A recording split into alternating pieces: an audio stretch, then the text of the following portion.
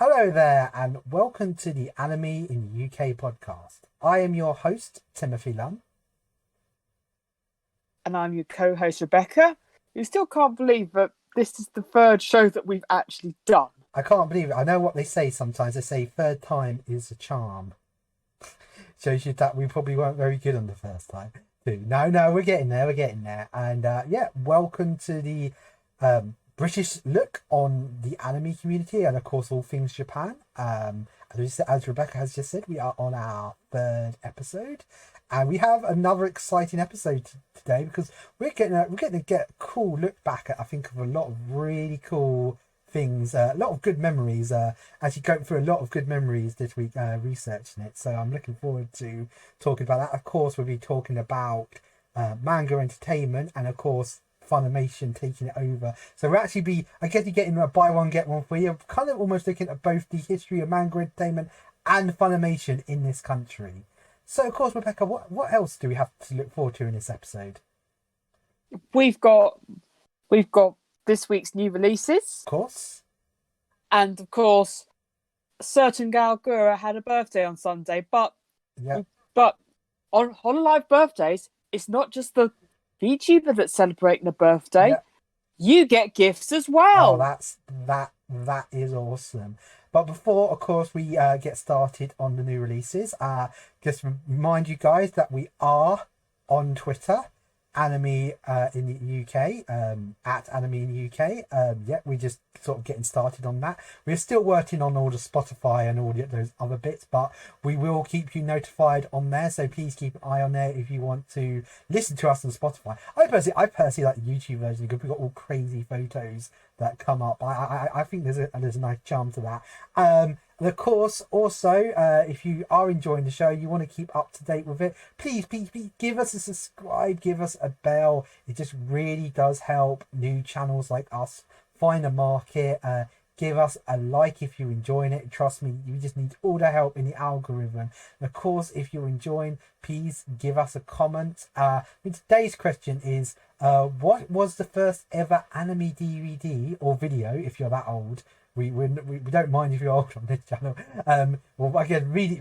Release you bought, first ever anime release of DVD or video or Blu-ray or even Laserdisc, because I think they did actually release some anime on Laserdisc at some point, or maybe even Betamax. I'm sure there was some anime released on Betamax. I'm sure that did happen. It would probably have happened, but you probably had to import it from Japan or America or something like that. You know the funny thing, I've only ever seen Betamax tapes once, and it was at a car boot. It was out this guy's. He was bringing it all out. He had all these Betamax, and the moment you're like, oh wow, I want to buy some of these just to just because they're neat.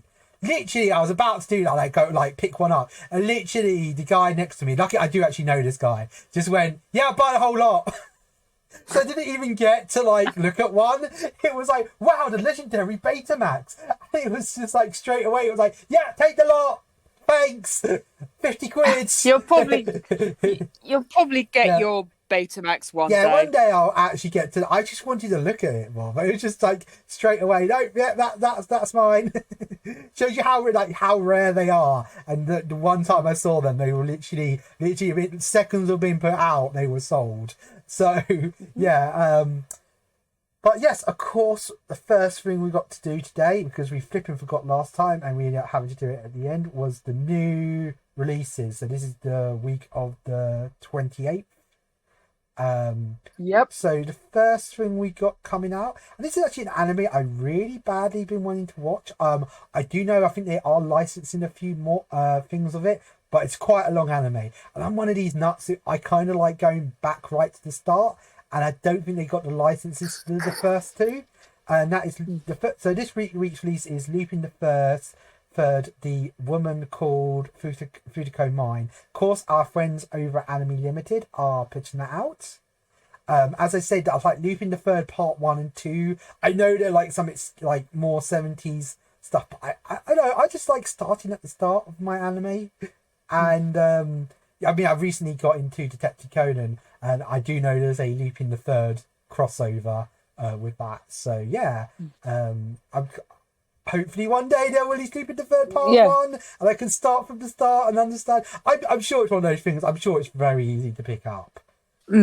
But I think a few years ago they Yeah. tried to. Yeah. They released the series originally got released, and it was quite well acclaimed. The Fujiko Mine series because it was more modern. Yeah. But in our anime sphere in particular, Yeah. Lupin's well known, but Yeah.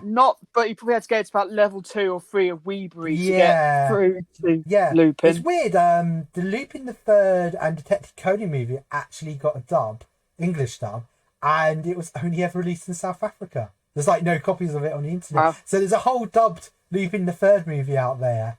That's the Detective Conan movie out there. It happily has an English dub, but no, I wanted to go and buy it. I couldn't. So that just shows you. Right, the second release we got is our MVM, as we speak a bit about today in the Funimation and Manga Entertainment.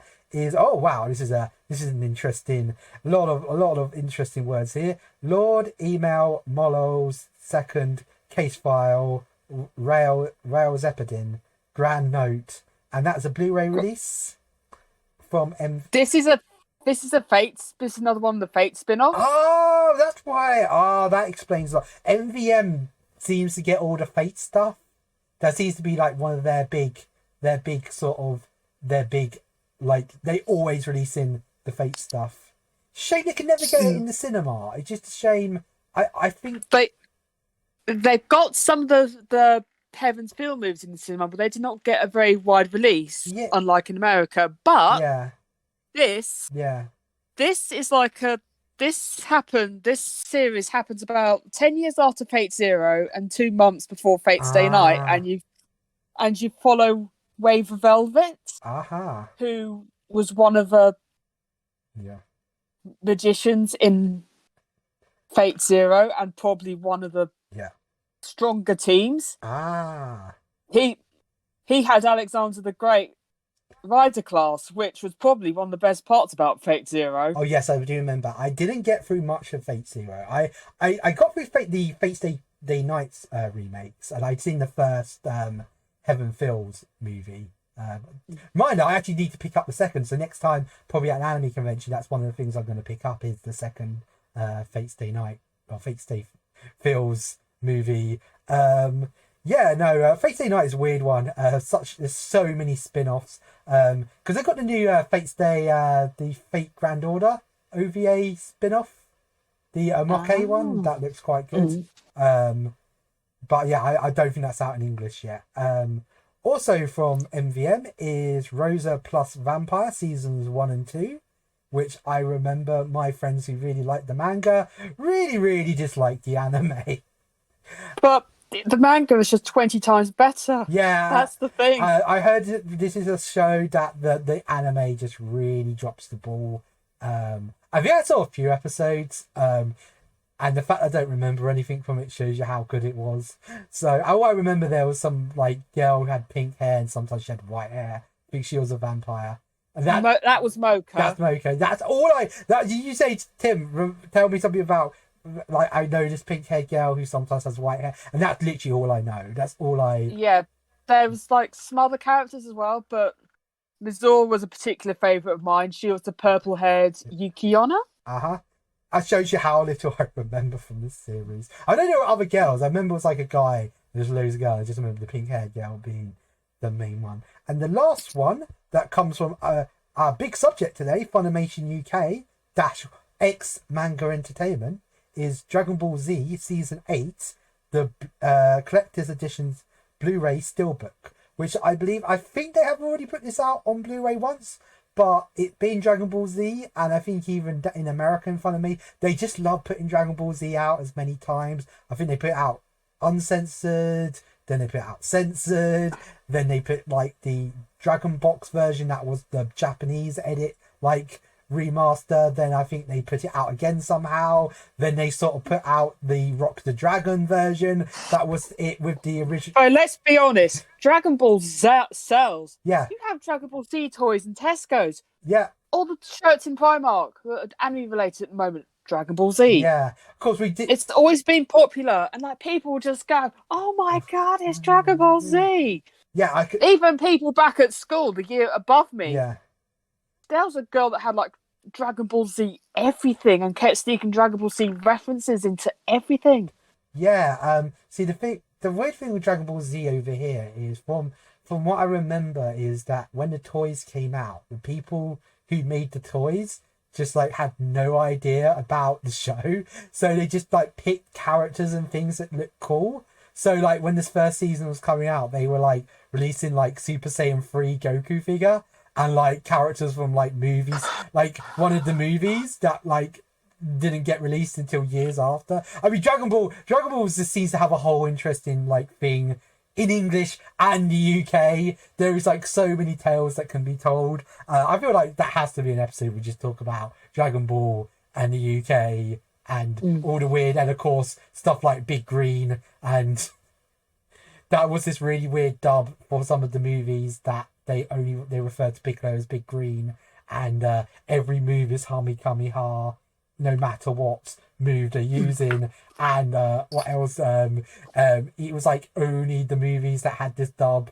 and I think from my understanding, it was a really bad translation. Like instead of translating the Japanese scripts, they translated the French scripts, and I think the French had changed quite a lot.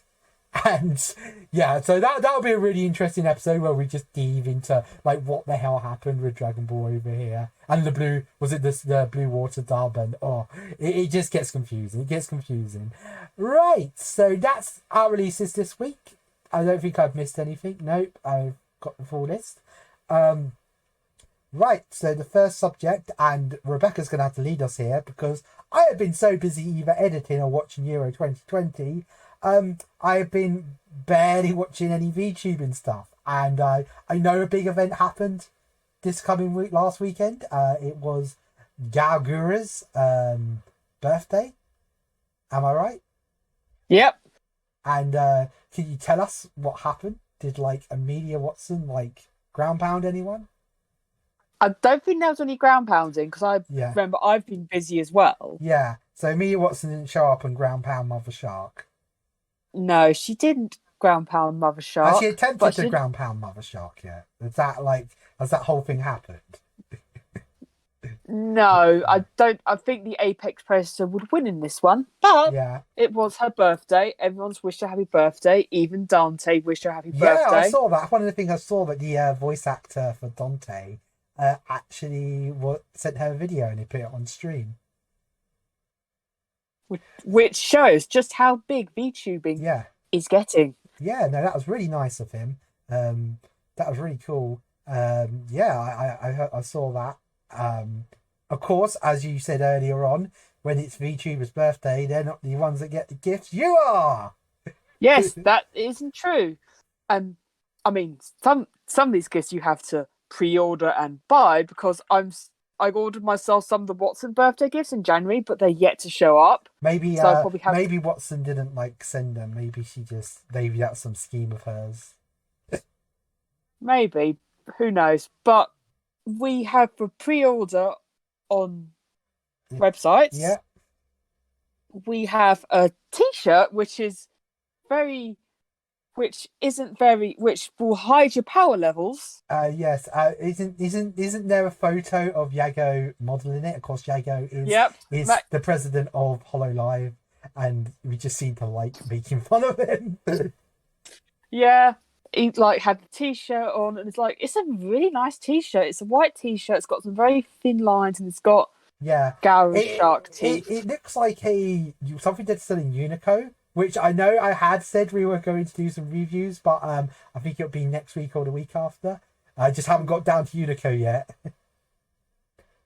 It's just been really busy with like Euro 2020, like work Euro 2020 and podcast editing. Like I see all these photos you're seeing now. I gotta edit those all in later. But she's also released a mouse pad. I saw that. Bear in mind that Gawr does not have any boing boings. No, she does not have boing boing. She has some boing boing cheeks, and that's the puffy bit. Of the mouse pad. I saw that. I like that. That it's like they've gone and got one of those mouse pads, and instead of like it normally being being a lady's parts. It's like Gura's cheeks, so you can squeeze her cheeks. I kind of want to buy one of those, to be honest with you. Yeah, I actually kind of want to buy that as well. It's just weird because there's no official Gura merchandise yet. I know there's that famous photo of me. Like, that's all like either fan made stuff or that shirt I actually made myself for a website. But I think this is like the first official Gura merchandise by herself. But I wouldn't be surprised in like a year or two. Is it going to be one of those things? Like, you're going to see like HMV, like now how you'll see like you go in there and you'll see like Tokyo Ghoul like notepad and a Tokyo Ghoul like mug. Because in a year's time you're going to see like a Gura like mouse like notepad and a Gura cup. Probably not an HMV. Forbidden Planet, maybe. You mean you're going to see it in going to Forbidden Planet and next to like all the or like whatever our version like. Yeah. I wouldn't be surprised if like in America they have seen Hololive stuff in Hot Topic, but we don't have Hot Topic over here. Yeah, no, that's one thing. When I used to travel to America, because I was quite lucky in my parents really loved Florida, so we always went to there. And I heard like my sister, I want to go to Hot Topic, and I really wasn't sort of into rock, goth, punk stuff, and I just went in there and I was like, what? There's anime stuff in here? This is mad. It's just nuts to think. Like now, most of the stuff you sort of get in there, it's the sort of stuff you can now get in places like Primark. It just shows you like how many years behind we're behind the Americans. But yeah, Hot Topic. If you ever want to come to the UK, we've got some weeds willing to buy your stuff. Yeah, I think Hot Topic would do. There's a lot of stores coming out in there used to be US. Like we've just got a Wendy's in Reading. I have not made the trek down to it yet. Of course, we got Five Guys a few years ago, and now pretty much feels like there's Five Guys in every town. I think Popeye's Chicken is about to launch over here. It feels like there's a lot of American brands. It's a weird thing. It's now that Burger King, it feels like Burger King's getting pushed out of everywhere. Everywhere, like, there used to be a Burger King, it's now a Five Guys. It's like Five Guys were almost taken over as the more expensive place you go when you're like, oh, I don't fancy a McDonald's, but I want something a bit more pricey. But the thing is, as well, it's like, you've got like we're going to have a lot of empty shop space due to current world events. So with all these geek spaces opening up, do you think now's the time for Hot Topic to enter the UK market? I think Hot Topic. If you're listening, I think this market, because I know there's these geek retreats and there's even one planning to open up in my hometown. I actually went to go and scout the venue. That's been listed, and it's still just I mean the shop before has shut down, but they've not done anything to the shop. I mean I saw like something, but they still had a 2-letter sign, so whether they're oohing and ahhing over it still, but it's a great sign if stuff like that is opening. I mean I'll be down there. And you've got stuff like, websites like EMP which sell quite a fair bit of anime merchandise. Granted, the selection is small. Yeah. But the merchandise is there. Yeah. So, of course, merchandise wasn't the only thing Gura put out. She did actually have something else that came out of her birthday, didn't there?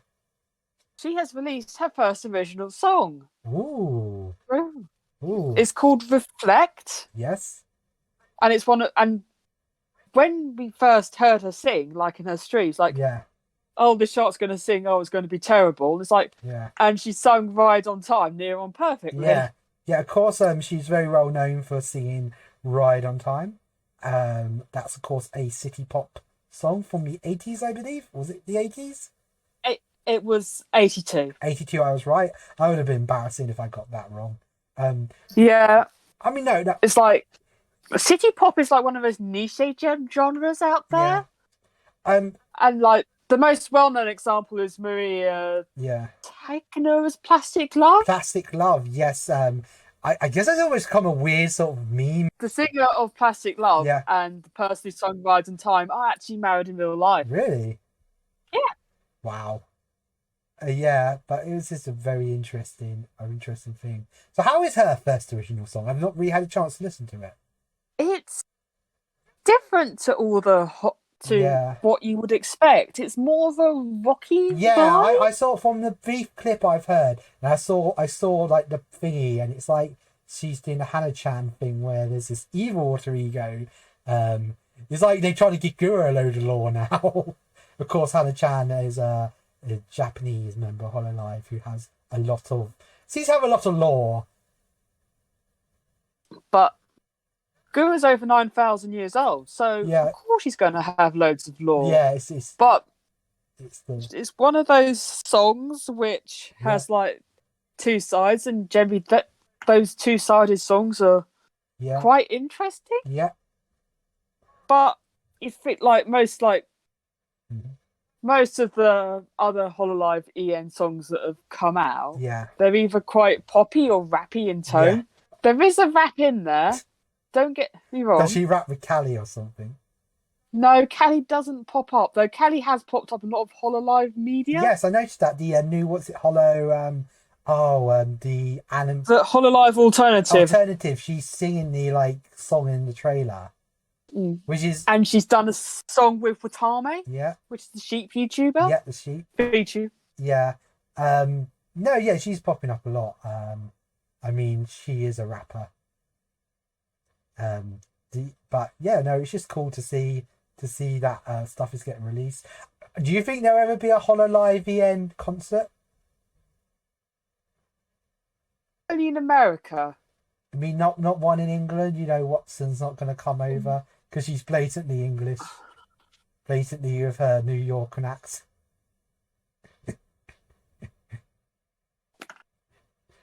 I just like how she's British, but she has this sort of New York accent.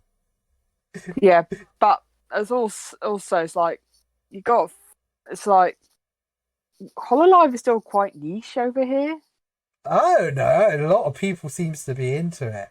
I mean, I've seen people draw pictures. I think people are planning cosplays. I think it'll be more. That was another thing. We actually have an anime convention happening in the next month.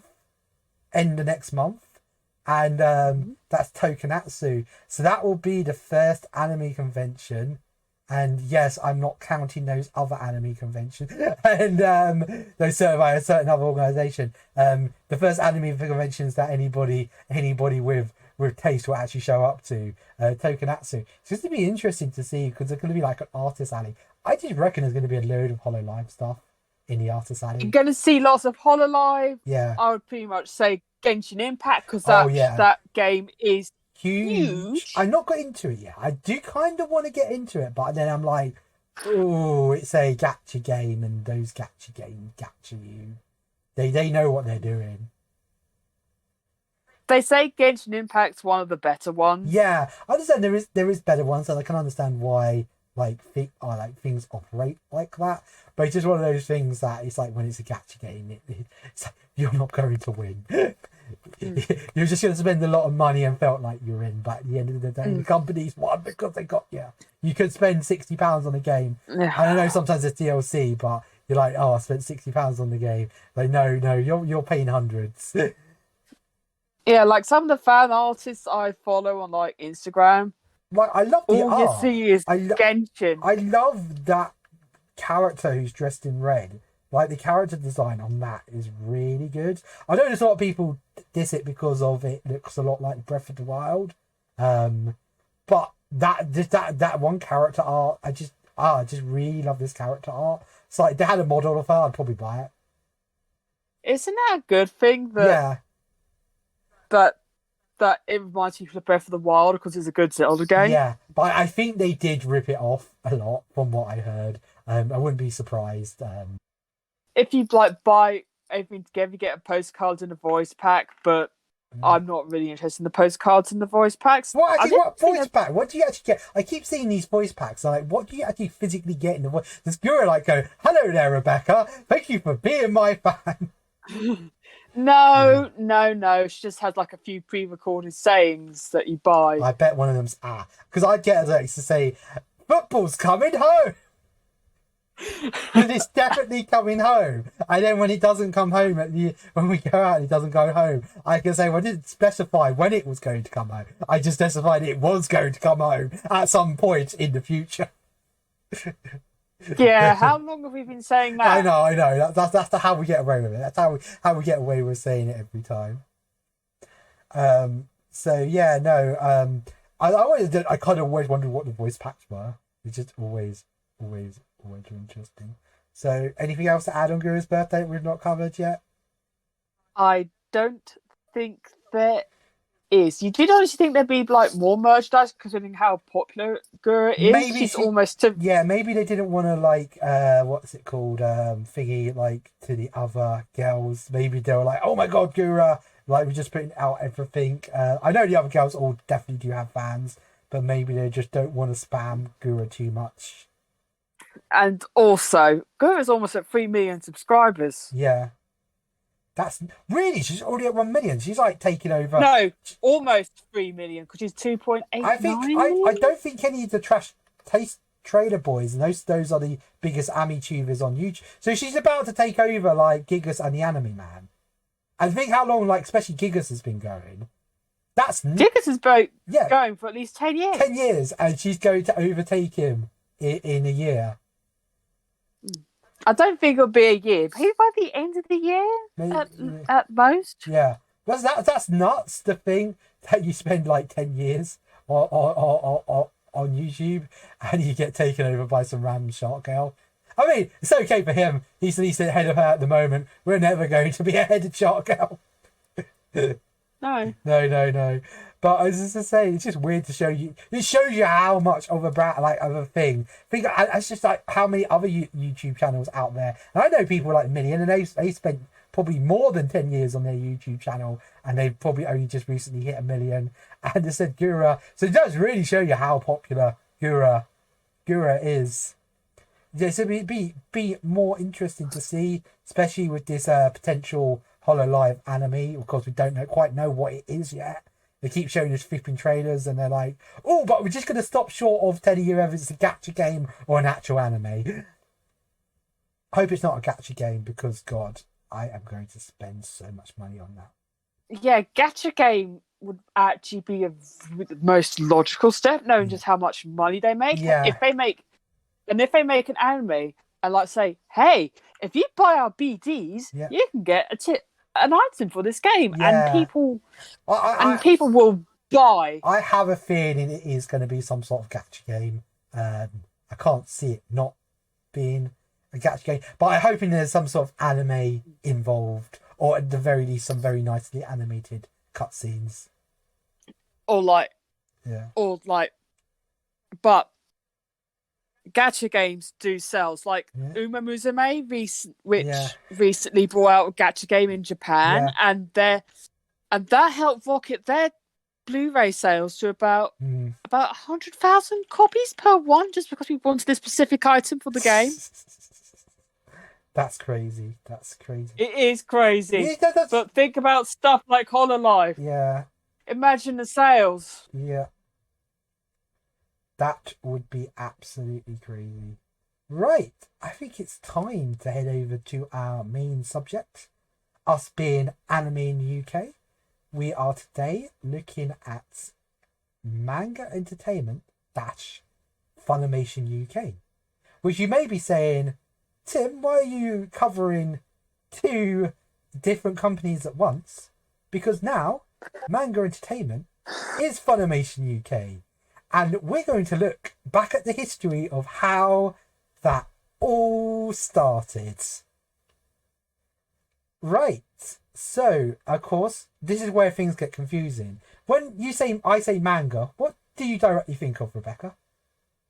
Think of like the comic books, like the stuff that's like paper. You think of, if I said my company was called Manga Entertainment, I gave you one attempt to say, what do you think I license? You're going to say manga. You're going to say comics.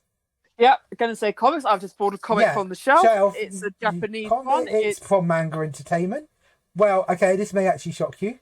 Manga Entertainment's main, and they actually did, was not manga. It was actually anime. Whoever decided... They did actually release the manga? That was a little bit later on. Yeah. So we'll get to that later. So we'll actually start at the beginning, as it was originally founded in 1987, 1 year before I was born. Wow. That is Manga Entertainment is older than the both of us. Yeah, Manga Entertainment is older because I am older than you. Manga Entertainment is a whole year older than me.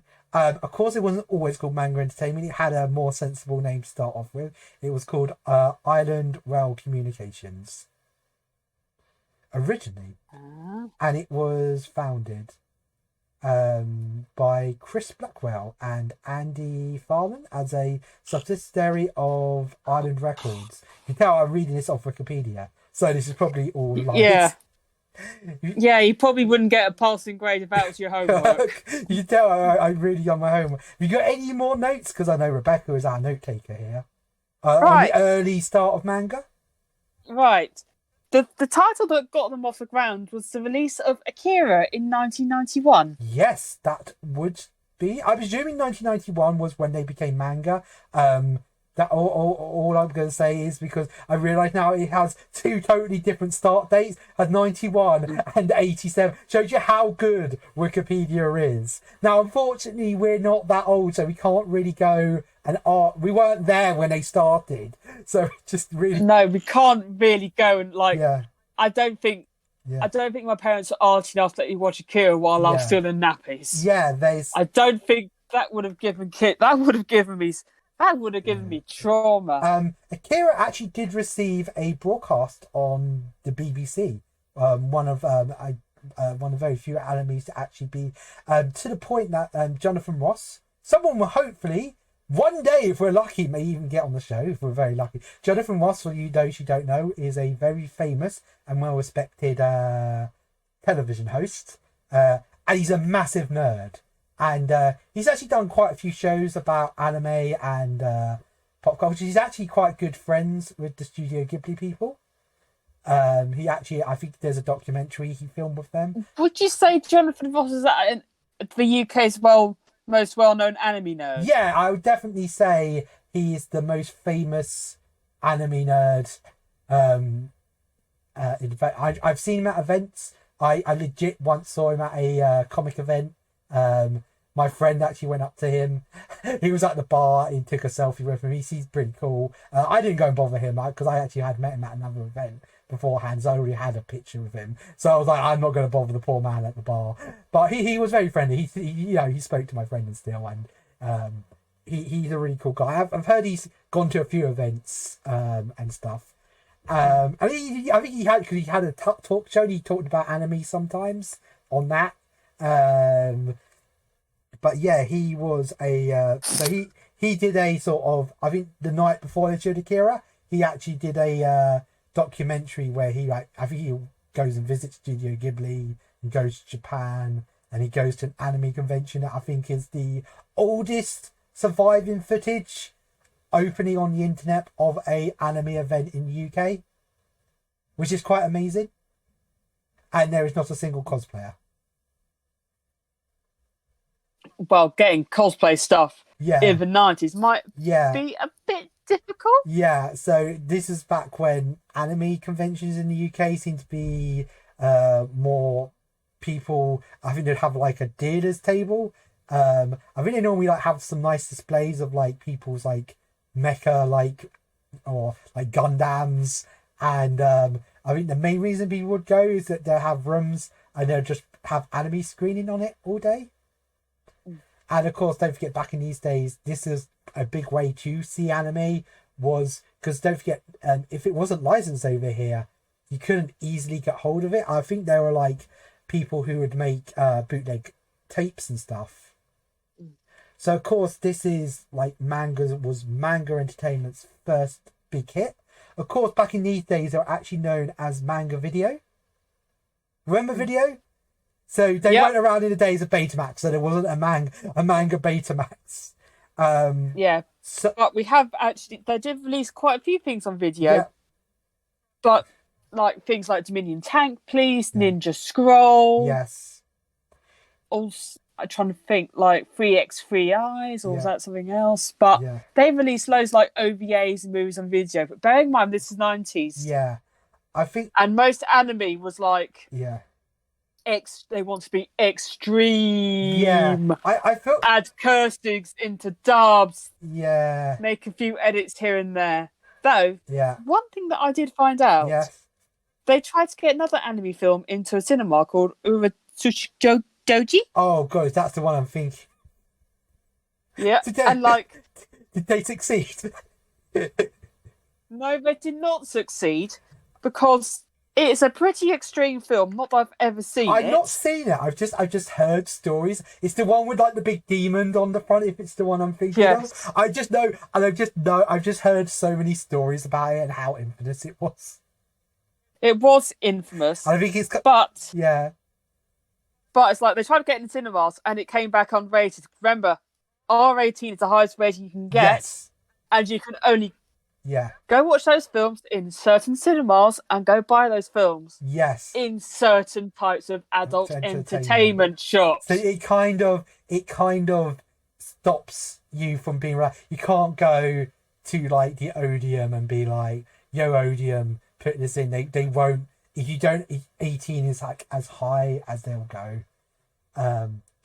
But yeah. So of course, manga actually, it did get a release. Yeah. But it was very heavily edited, like a lot of things those days, as you were saying. Because didn't that happen to Fist of the North Star, the original movie?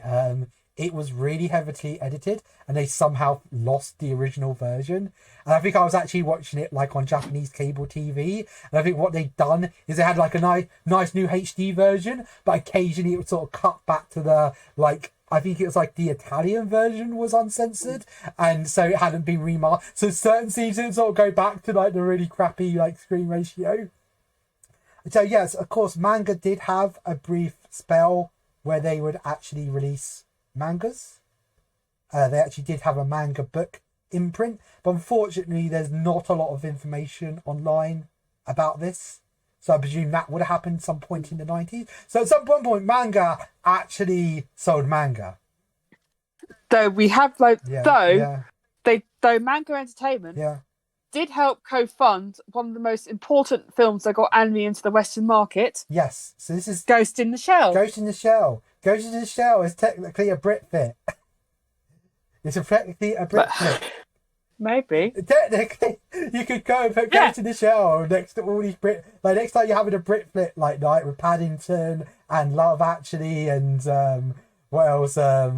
Shaun of the Dead. Shaun of the Dead. You can put Ghost in the Shell next to that, and you'd technically not be too far. I think more what happened is they put money into a Japanese. So I'm assuming the studio was like, we need money, and we're pitching probably to partners. And they probably came along and said like, look, if you spend some money on us now, we'll, probably give you DVD or video rights and stuff like things in the movie or X amount of thingy. Bobby Manga went, this Ghost in the Shell looks very upper. Because I feel like looking at a lot of the 90s anime, UK stuff, it was very cyberpunk.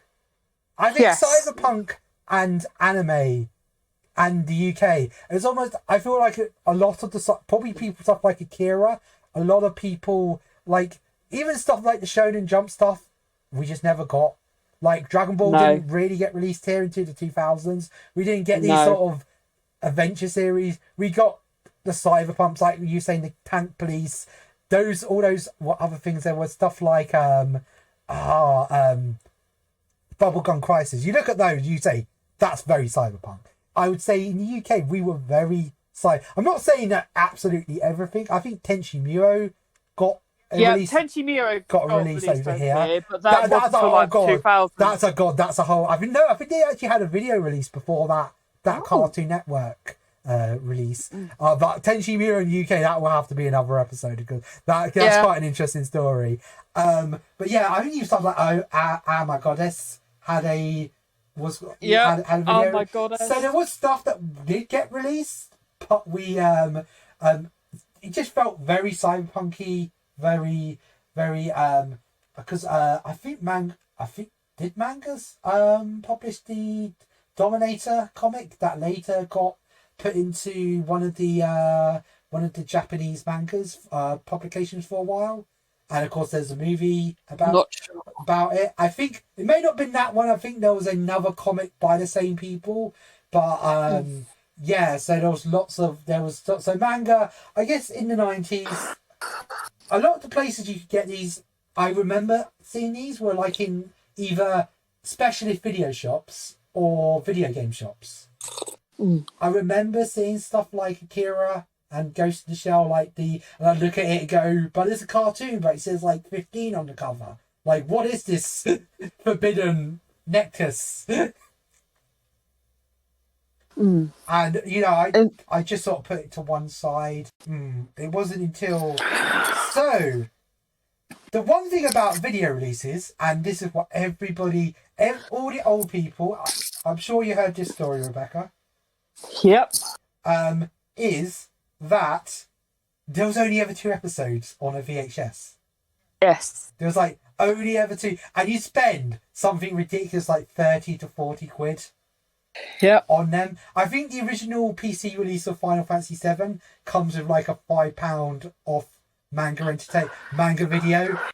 I think I got the box still, and it still has like the voucher in there, so it shows you how much these things were, and you would literally get 2 episodes. And if you wanted it subbed or you wanted it dubbed, you had to pay them separately. So you get a subbed video and you get a dubbed video. Of course, some stuff they'd only release dubs, and some stuff I think they'd only release subs. So that was another weird thing that happened. So, of course, now we're sort of going to the 2000s, of course, the advent of DVDs. DVDs. And in a weird way, this culture kind of carried on. Instead of 2 episodes on a video, you get 4 to 5. Yep. Depending on this. Normally, 6 if you're lucky. Yeah, 6 if you're lucky. I think more what they do is they'll put 5 on the first one and be like, oh yeah, get them in, put 5 episodes on one DVD. Of course, now you didn't have to have a separate subtitled and dub release, so that was a lot easier.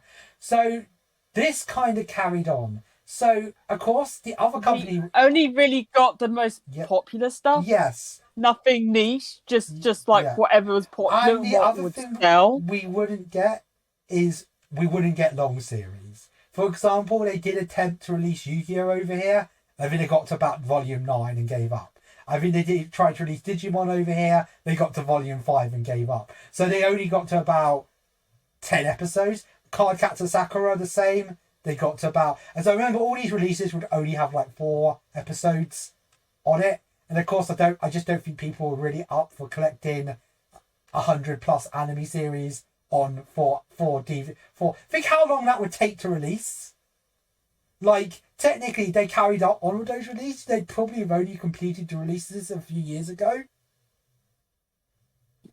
And of course, so that meant stuff like Dragon Ball Z never got a full release over here. The movies got released. And I think they were released as the big green dub, but as I said, that's a story for another day. Dragon Ball did later get released. So this is actually where Funimation starts appearing in the UK for the first time. Of course, they helped with the release of Dragon Ball Z. But the weird thing is we only had their dub for a very short time because our broadcast of it went back over to the Ocean dub. But that's a story for another time. So I guess technically that would have probably been one of Funimation's first appearances in the UK was with the Dragon Ball Z TV broadcasts. I think about 50 episodes they broadcast were from the Funny dub. So I believe to start off with, Funimation actually distributed their releases through MVM. Or was it Revelation? It was Revelation first. No, it was MVM first, then Revelation Films. I think they had... But bearing in mind, this is the time where some people, whatever they wanted, people that are in the know would probably import their stuff from, America? United Publications. United. I remember when you used to go to the London Anime Club. That's where you go. United Publications would always have a big stack of and everyone would go in there and normally would have everyone's orders. So this is where if you really wanted anime, you have to kind of go to the region 1 releases. But I think MVM started to slowly release stuff. And then in 2006, Revelation took over. and they started to release Funimation's stuff.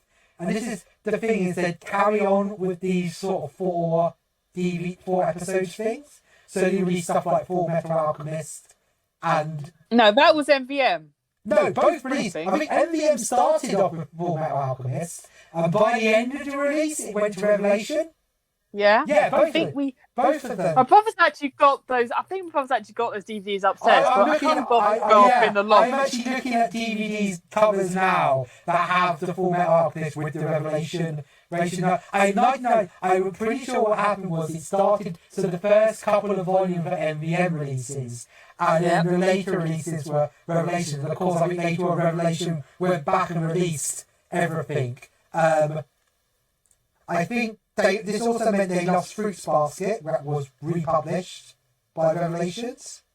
Yeah. And we are hoping to actually do our first anime special episode next week about Fruits Basket. We'll be talking about Fruits Basket. I'm waiting for it to end so I can give my final full opinion. That's like 15 years of hurts. Hopefully over. But I have good feelings. I have good feelings the 15 years of hurt are going to be over next week. If it carries on as being as good as the end of the last episode. But it's like but I've got stories to tell from when I started getting into manga about Fruits Basket. But that is for next week. Next week's episode. Give you a sneak peek there.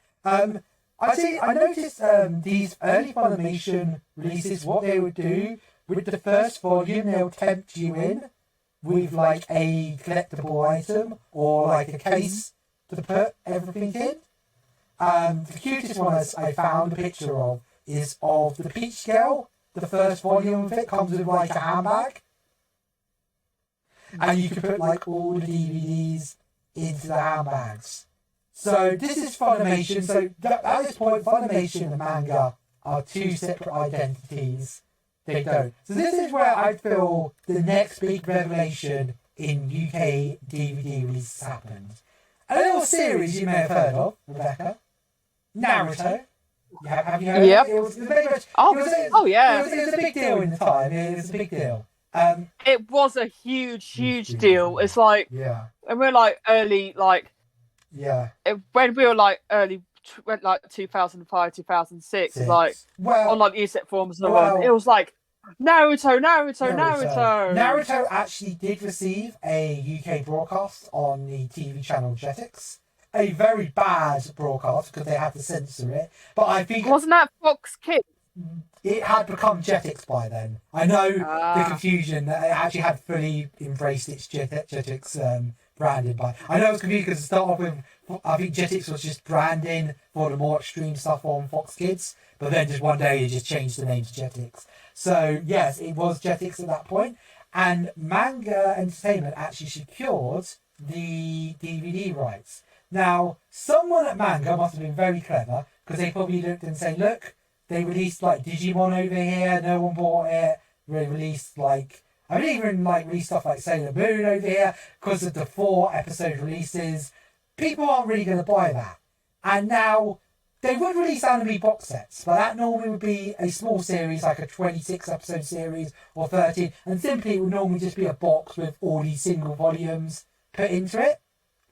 So what Manga did is they looked at US releases, and there was 2 separate releases in America. There'd be like a 4 episode DVD release and a bigger box set release. So what Manga did is they looked at the market and said, we're going to put, I guess, the most bare bones release of Naruto uncut out. But we're going to put as many episodes onto the DVDs at once and make it a low price. So I think they were about £15 a volume. Yeah, about 15, 20 quid a volume. Which at this time, of course, the Naruto dub was really weird because they always took all the openings and endings out. I think later on they started putting the openings back in. But it was kind of like, I really wanted to watch Naruto dubs uncut and with the right openings and endings. And this release was like tailor-made for me.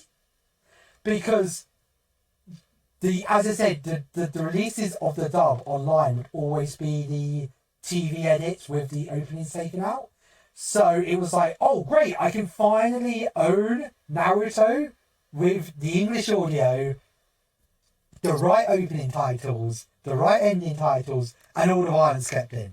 So this was like a great release. But the only annoying thing is I heard, as I didn't really watch the subtitles, they got very lazy on the subtitles with these releases. So a lot of the sub-only people, you know Luke, our friend Luke. I don't think our audience will know Luke. Well, you know Luke. You know our friend Luke. Yes. You know our friend yes. Luke. Well, I knew him at this time. He would refuse to get UK releases because he got really upset because there wasn't good subtitles on the Japanese audio. And at the time, I was a bit like, no offense, if I wanted to watch Naruto in Japanese, like a million like torrent sites, like I'm kind of just getting these. I'm getting these at the moment to watch it in English, fully uncut.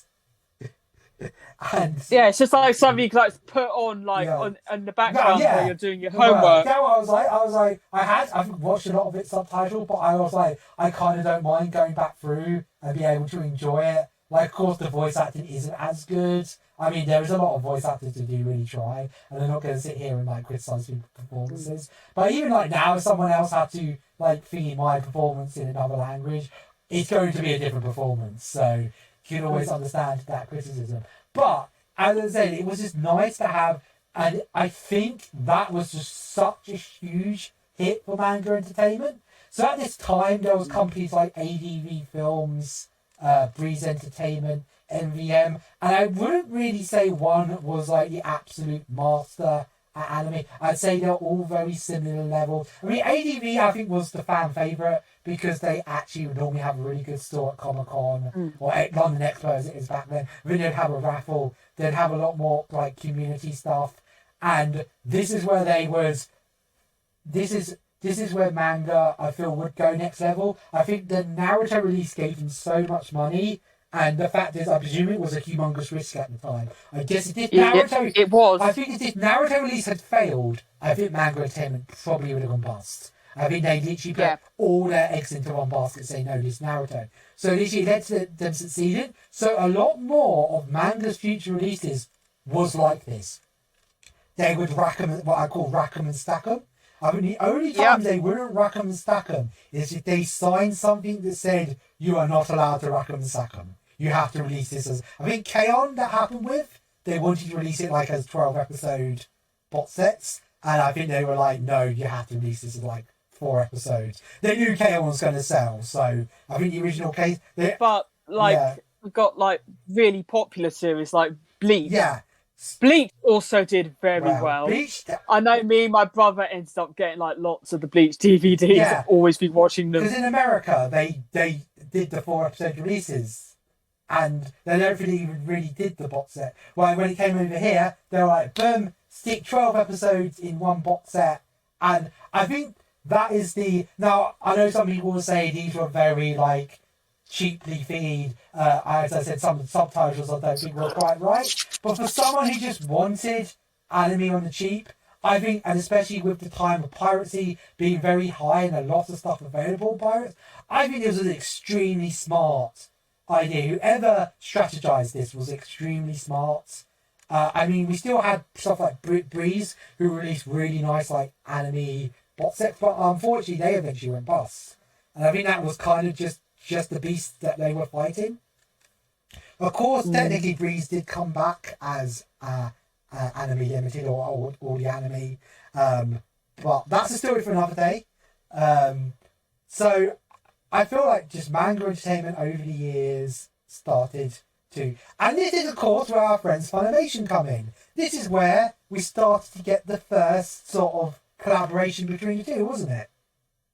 Yeah. They started releasing... I think they actually released XXholics through manga, and I think that was actually one of the things that really didn't sell. And I think it was to the point, I remember reading at the time, the guy who like ran manga literally said... I don't think we'll never license another club product because XXholic just sold so badly. But I think it was a very similar release. Yeah, Clamp stuff is like hard to gauge anime wise. Yeah, They're more known for manga, yeah, but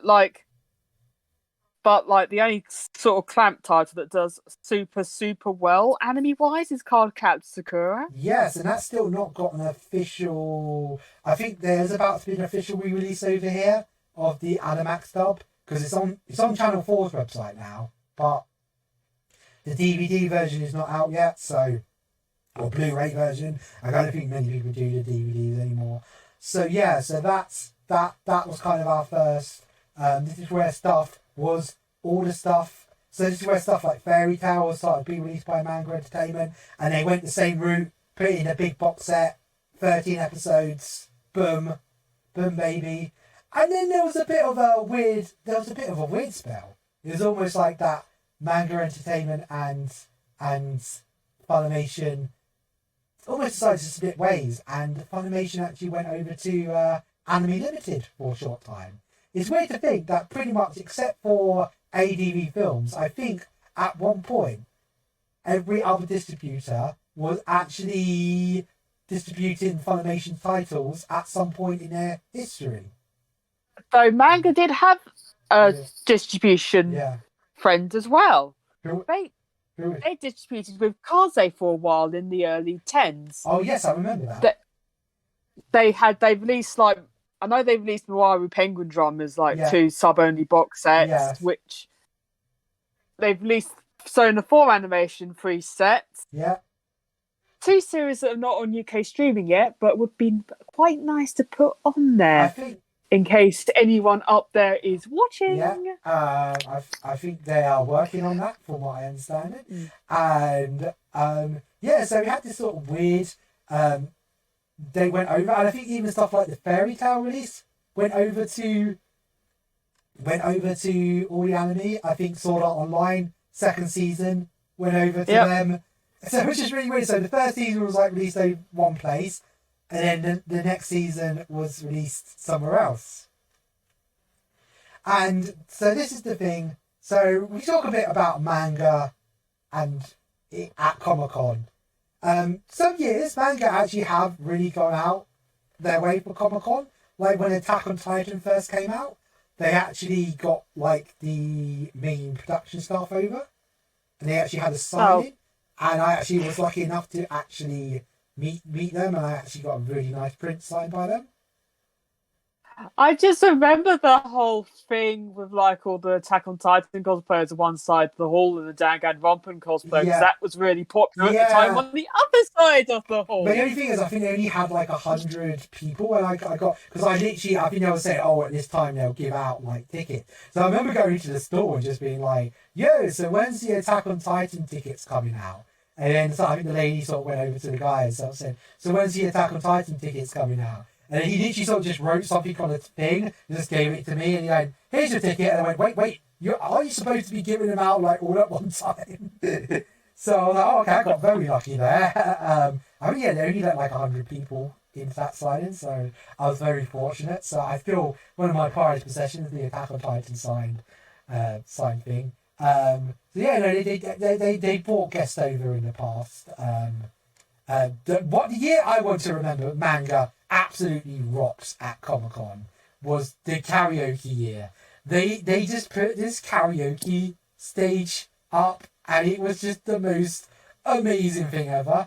All it was there was a stage. I think they had some events on stage. They had I think some guests come over and talk about all the stuff. But most of the time they just let the weebs on stage and they let us sing. And I think that became a bit of a cult hit that weekend. I think actually both weekends they did it. I think they did it for the May and the October. And I would just be singing my little heart out to One Piece. Because by this point they actually had to that was the whole thing of them. There was years of everybody trying to get the Dragon Ball and One Piece license, and it went for years and years and years, and eventually Manga Entertainment. Because I think that was the thing. Even when sort of most of the Funimation titles went over to Anime Limited for that short time, I think Manga still managed to keep hold of One Piece and Dragon Ball. But I think they did it through Toei. So I think that's kind of how they were able to. Of course, I don't know all the legal ins and outs, and I think there always was. I think MVM did release the less popular Funimation title, so it wasn't really. It was almost like they weren't exclusively to one thing. But yeah, there's also another things Yeah. at that sort of time, wasn't manga releasing the big Pokemon box sets and Digimon box sets and the Power Rangers box sets? They started to release stuff like that, so they were starting to go to the more retro market. They released the Digimon box sets. He said Power live action with the Power Rangers releases that we'd done. Literally before, I had German box sets of the. That was the only way to get a good release of the original Power Ranger seasons. Because you get the newer releases, the newer seasons, but you wouldn't get Mighty Morphin or the anything from the Zordon art. And so it just seemed like manga just got more and more experimental. They seem to be able to afford more and more better licenses. I mean, they pretty much got everything Pokemon now, apart from about 3 or 4 of the movies that I think are owned by someone else. Somehow someone else got the rights to them. And so now we're sort of into the... Eventually, Funimation started to go back with manga entertainment. And now... Funimation has been streaming in the UK since about 2016. Yes, because Sony originally launched the Animax dub over here, which was, I will admit, a bit of a lackluster app, considering if you ever seen the TV channel, they have some amazing stuff in Asia, the Asian TV channel. But over here, it really was. And of course, when I think Sony bought the Funimation brand, they shut the Animax streaming one and sort of put everything into one app. As I said, Funimation is probably one of the biggest streaming apps in this country, along with Crunchyroll, isn't it? Yep, but it's there was some stuff I only really got but the Funimation app at first was quite clunky because it's about 2016 they said we're only going to stream My Hero Academia on the Funimation app, probably because they paid quite a lot of money for the license in America. Yes. So I ponied up for a Funimation subscription. Yes. Has Hero Academia gone back onto Crunchyroll since then? It stayed on Crunchyroll ever since season 2, but I think only the dub's on Funimation. Oh, I see. Yeah, no, the dub is. I think it's dub only on Fun. I need to actually check that because I always watch it dub. So we got the Hero Academia. Of course, that got about 3 different releases from 3 different. I mean, originally Sony just released it by themselves. Then the second season it was Anime Limited released it. Anime Limited didn't release. Oh, I thought they did. My Hero Academia. I swear I saw it on their store. I swear I saw it on there. What you saw? What you saw was a vinyl for the second movie soundtrack. That is what you saw. I swear I saw the DVD on the store. Are you saying that Anime Limited just went and stole a load of DVDs from Sony? No. Sony was using them as a distributor. So you're saying it came... that probably was it. So they probably had it on their store, but probably Sony distributed it. But they probably still stuck it on Anime Limited's store. Yeah. I see. And then the 3rd season went over to Manga Entertainment. And then there was a whole hoo-ha because Manga managed to get the rights to season 1. And everyone was like, well, why don't you have the rights to season 2? And I think the season 2 box set had gone out of print since then. And they were like, we're working on it. It's like, you buy season 1 and season 3, but you can't buy season 2. Yeah, but it's it was probably at that time it was the hottest property, so of course it was going to go out of print. So that was an interesting saga. So I guess now we're kind of in the end game, and I guess this is where things end. I think this is where essentially Manga Entertainment is finally just brought out by Sony. They got bought out by Funimation about 2019, and of course when Sony owns the company, they're not going to go to other companies like, let's release other things. Of course, now everything started going through, absolutely everything went through Manga Entertainment. And this is where I guess kind of the sad ending to our tale here is.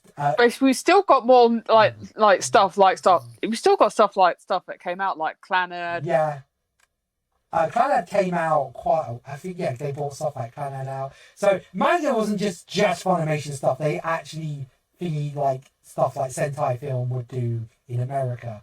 But now Funimation had bought out, I guess, the last piece, the last Infinity Stone. They essentially the same company now owned, and of course they looked at it and then said, in a weird way, Funimation is a bigger brand.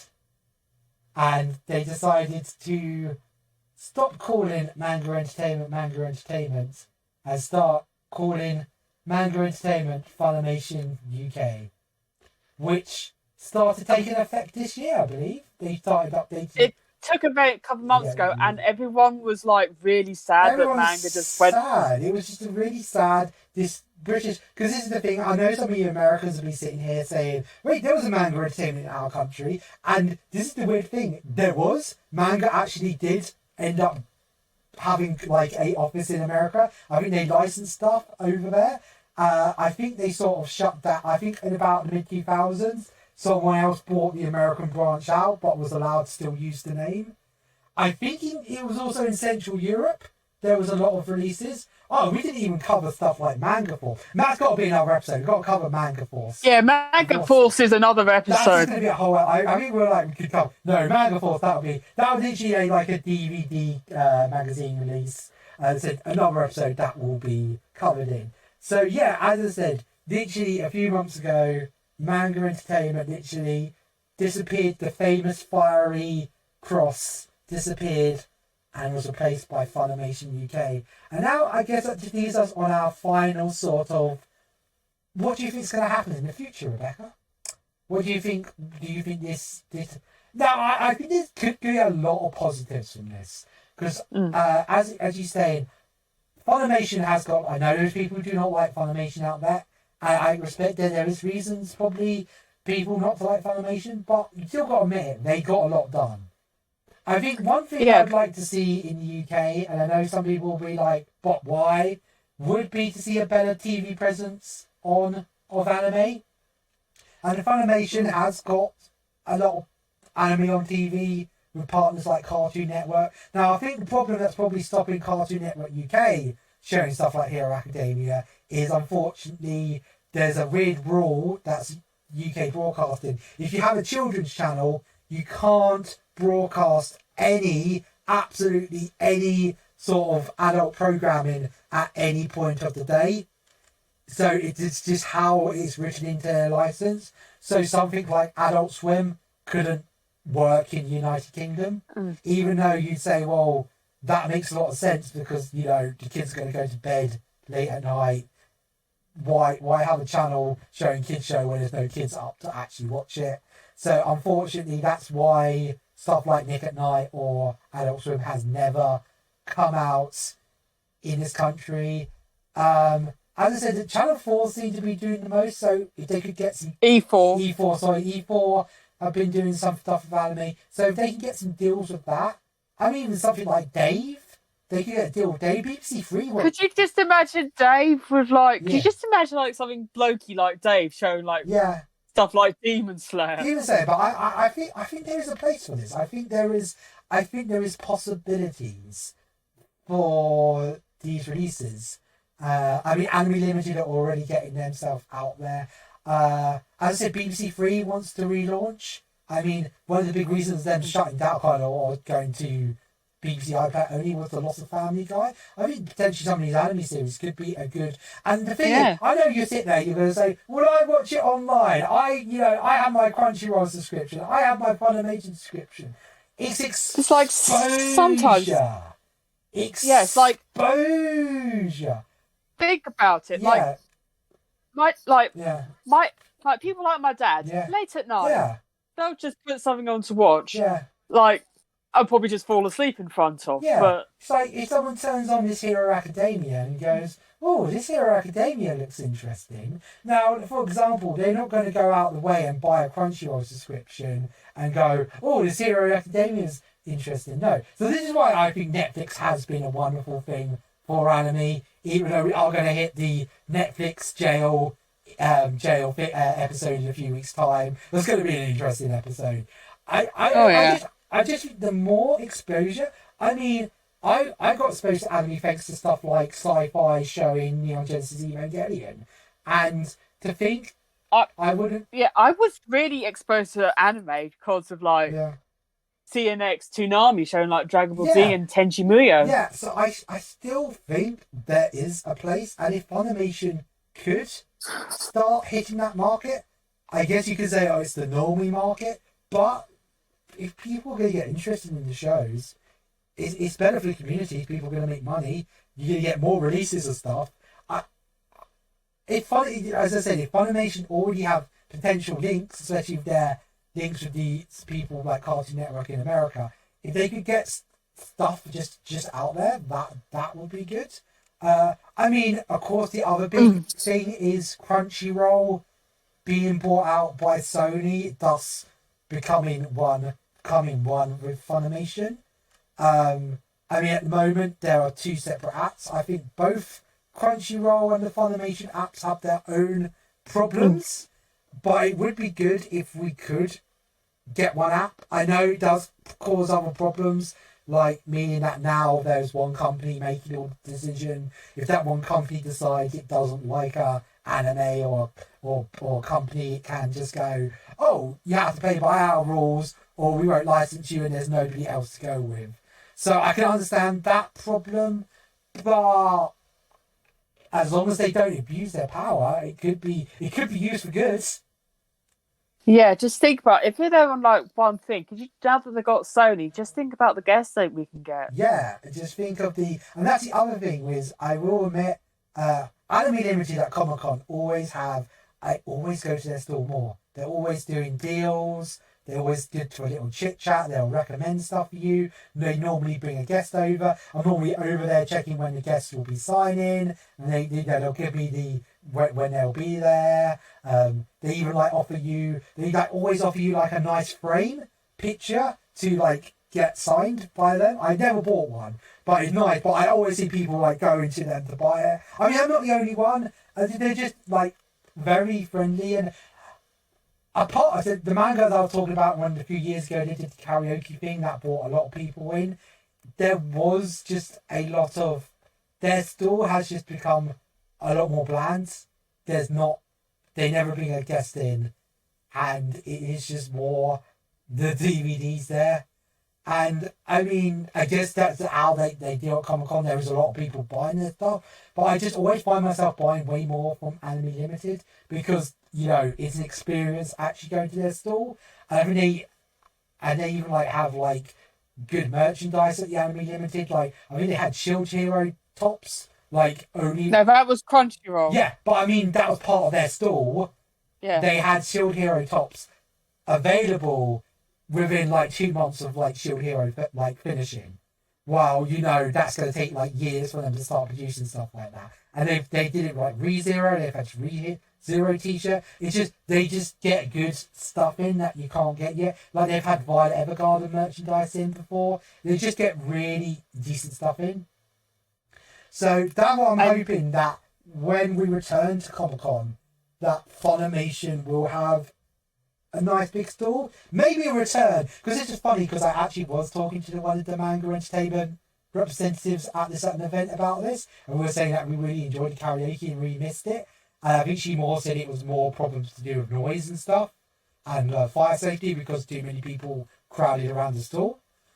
So I think she was more saying that yes, they do want to bring a lot of stuff like that. So I'm hoping that Funimation will have the money and the expense to even just simple stuff like what's it called, like photo opportunities.